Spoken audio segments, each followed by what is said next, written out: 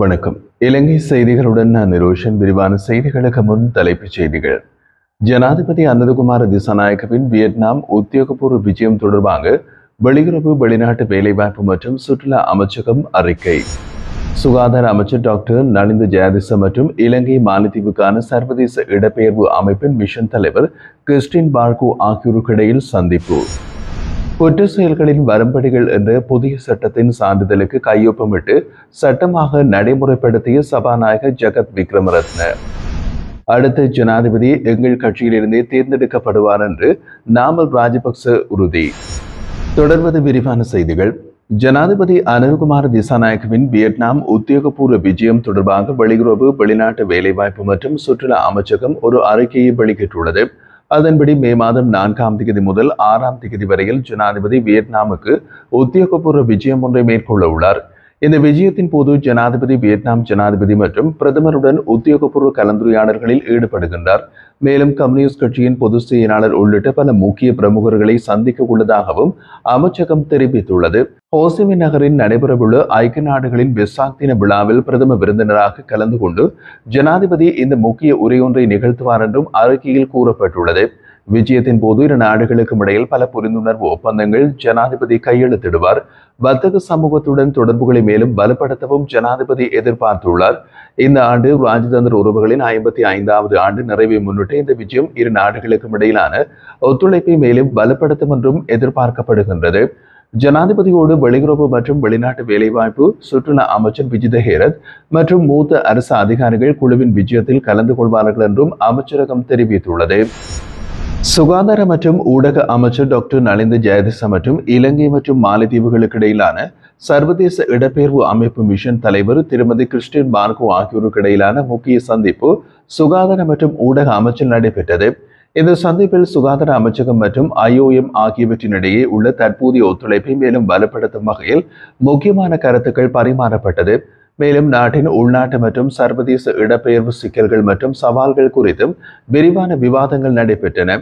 இதன்போது தேசிய புலம்பெயர்ந்தோர் சுகாதார கொள்கையின் மறு ஆய்வு மற்றும் புதுப்பித்தல், புலம்பெயர்ந்தோருக்கான ஆரம்ப சுகாதார சேவைகளின் விரிவாக்கம், கடலோர பகுதிகள் மற்றும் வடக்கு, கிழக்கு ஆகிய பிராந்தியங்களில் சுகாதார வசதிகளின் மேம்பாடு மற்றும் மனநல சேவைகளின் விரிவாக்கம் ஆகியவை முக்கியமாக கலந்துரையாடப்பட்டது.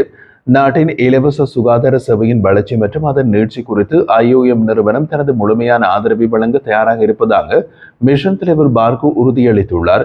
அத்துடன் பாதிக்கப்படக்கூடிய புலம்பெயர்ந்த சமூகங்களுக்கு தேவையான ஆதரவை வழங்குவதில் IOM முன்னணி வேட்கையுடன் செயல்பட்டு வருவதாகவும் ஆரம்ப சேவைகளை மேம்படுத்தும் திட்டங்களில் அரசுடன் இணைந்து பணியாற்றுவதாகவும் தெரிவித்தார்.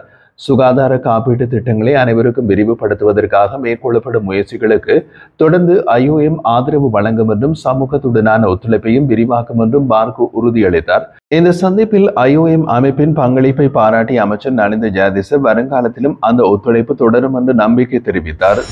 பாராளுமன்றத்தில் இன்று சபாநாயகர் ஜகத் விக்ரமரத்ன குற்ற செயல்களின் வரம்படிகள் என்ற புதிய சட்டத்தின் சான்றிதழுக்கு கையொப்பமிட்டு அதனை சட்டமாக நடைமுறைப்படுத்தியுள்ளார். இதற்கு முன்னர் கடந்த ஏப்ரல் 30ஆம் தேதி அவர் தனது உத்தியோகபூர்வ ஒப்பமிட்டு இந்த சட்டத்திற்கு சான்றுரை வழங்கியிருந்தார். இந்த சட்டத்தின் 2ஆம் வாசிப்பு ஏப்ரல் 8ஆம் தேதி இடம்பெற்றது. அதன் பின்னர் அது குடிநிலை பரிசீலனைக்குள் கொண்டு செல்லப்பட்டது. இறுதியாக எந்த ஒரு திருத்தங்களும் இல்லாமல் மற்றும் வாக்கெடுப்பின்றியே 3ஆம் வாசிப்பு நிறைவேற்றப்பட்டது. குறித்த மசோதா முதலில் மார்ச் 1ஆம் தேதி நாடாளுமன்றத்தில் தாக்கல் செய்யப்பட்டது.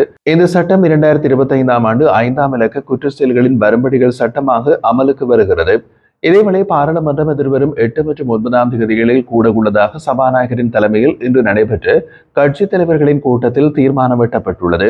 சுங்க கட்டளை சட்டத்தின் கீழ் வாகனங்களை இறக்குமதி செய்வது தொடர்பாக வெளியிடப்பட்ட வர்த்தமானி தொடர்பாக எதிர்வரும் 8ஆம் தேதி விவாதிக்கப்பட உள்ள அதே நேரம் எதிர்வரும் 9ஆம் தேதி தனிநபர் பிரேரணை சபையில் முன்வைக்கப்படுகிறது.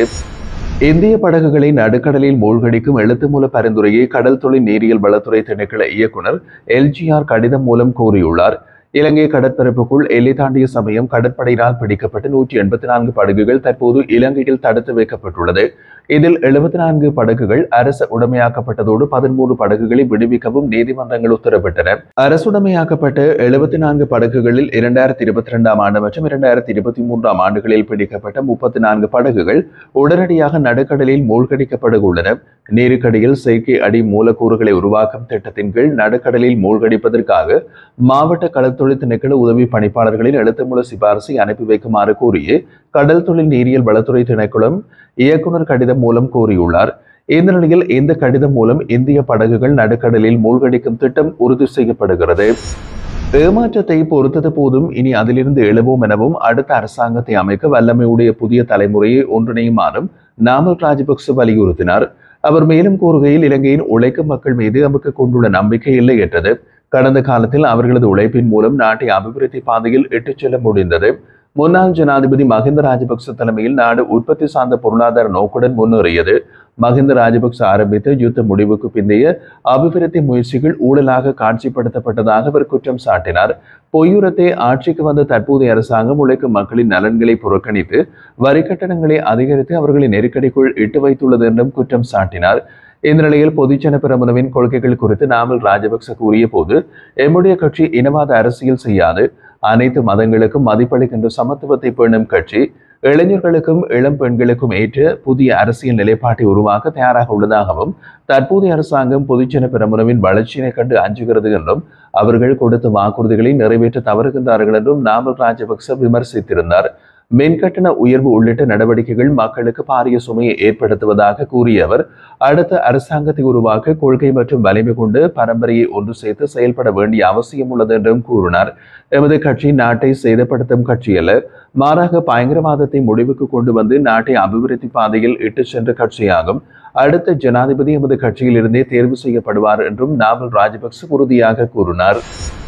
தெற்கு அதிவேக நெடுஞ்சாலை சேவை பகுதியில் குறிப்பாக வெளிப்பனவில் அனுமதியின்றி நிறுத்தப்பட்டுள்ள பேருந்துகள் மீது கடும் சட்ட நடவடிக்கை எடுக்கப்படும் என்று விரைவு நெடுஞ்சாலை ரோந்து பிரிவு அறிவித்துள்ளது. சாலை போக்குவரத்தின் சட்டத்தின் பிரகாரம் விரைவு நெடுஞ்சாலையின் எந்த பகுதியிலும் வாகனங்களை நிறுத்துவது தடை செய்யப்பட்டுள்ளது. அவசர நிலைகளில் மட்டுமே, அதுவும் அவசர பாதையில் வாகனங்களை நிறுத்த அனுமதிக்கப்படுகிறது என்று அதிகாரிகள் தெரிவித்துள்ளனர். வாகனம் பழுதடைதல், விபத்துகள், போலீஸ் உத்தரவு அல்லது உயிர் மற்றும் சொத்து பாதுகாப்பு தொடர்பான சூழ்நிலைகள் போன்று விசேட சந்தர்ப்பங்களில் வாகன நிறுத்தம் அனுமதிக்கப்படும் என்றும் தெரிவித்தனர். இதனிடையே விரைவு நெடுஞ்சாலை பராமரிப்பு மற்றும் மேலாண்மை பிரிவு வெளிப்பன சேவை பகுதி தற்போதைய வாகன எண்ணிக்கையை கையாள முடியாத நிலைக்கு சென்றுள்ளதாக கூறியுள்ளது. மே தினத்திற்காக கொழும்பு காலிமுகத்துடன் வந்த பெரும் எண்ணிக்கையிலான பேருந்துகள் மற்றும் நிகழ்வுக்கு பின் கொழும்பிலிருந்து வெளியேறும் வாகனங்களை நிறுத்துவதில் சிக்கல்கள் ஏற்பட்டன என்றும் தெரிவிக்கப்பட்டுள்ளது. திடீரென்று அதிகரிக்கும் வாகன எண்ணிக்கையை சரி செய்யும் வகையில் விரைவு நெடுஞ்சாலையில் மேலும் 2 அல்லது 3 சேவை பகுதிகளை உருவாக்குவது அவசியமாகும் என்றும் மேலாண்மை பிரிவின் மூத்த அதிகாரி ஒருவர் சுட்டிக்காட்டினார். 2025 மார்ச் மாதத்தில் இலங்கையின் ஏற்றுமதி வருவாய் மற்றும் வெளிநாட்டு பண அனுப்புதல்களின் கணிசமான உயர்வு பதிவு செய்யப்பட்டுள்ளதாக இலங்கை மத்திய வங்கியின் அண்மைய தரவுகள் தெரிவிக்கின்றன. மத்திய வங்கியின் அறிக்கையின்படி மார்ச் மாதத்திற்கான ஏற்றுமதி வருவாய் 1242 மில்லியன் அமெரிக்க டாலர்களாக இருந்தது. இது கடந்த ஆண்டு அதே மாதத்துடன் ஒப்பிட்டால் 8.1% அதிகரிப்பை குறிக்கிறது. இதே நேரத்தில் இறக்குமதி செலவினமும் உயர்போக்கை காட்டியது. அது 8.6% அதிகரித்து 1637 மில்லியன் அமெரிக்க டாலர்களை எட்டியுள்ளது. மேலும் மார்ச் மாதத்தில் நாட்டின் வரலாற்றில் அதிகபட்சமாக 693 மில்லியன் அமெரிக்க டாலர்களாக தொழிலாளர்களால் அனுப்பப்பட்ட பணம் பதிவு செய்யப்பட்டுள்ளமை முக்கியமான அம்சமாகவும் குறிப்பிடப்படுகிறது. இந்த அதிகரிப்பு நாட்டின் அந்நிய செலாவணி இருப்பு மற்றும் கொடுப்பனவு சமநிலைக்கு சாதகமாக கருதப்படுகிறது. சுற்றுலாத்துறையும் மேலோங்கிய நிலையில் மார்ச் மாதத்தில் 354 மில்லியன் அமெரிக்க டாலர்களாக வருவாய் ஈட்டியுள்ளதாகவும் 2,29,298 சுற்றுலா பயணிகள் நாட்டை வந்தடைந்ததாகவும் தகவல் வழங்கப்பட்டுள்ளது. இத்தகைய நேர்மறையான புள்ளி விவரங்கள் இருப்பதோடு 2025 ஜனவரி முதல் ஏப்ரல் மாத இறுதி வரை அமெரிக்க டாலருக்கு எதிராக இலங்கை ரூபாய் 2.3% வீழ்ச்சி கண்டுள்ளதாகவும் மத்திய வங்கி குறிப்பிட்டுள்ளது.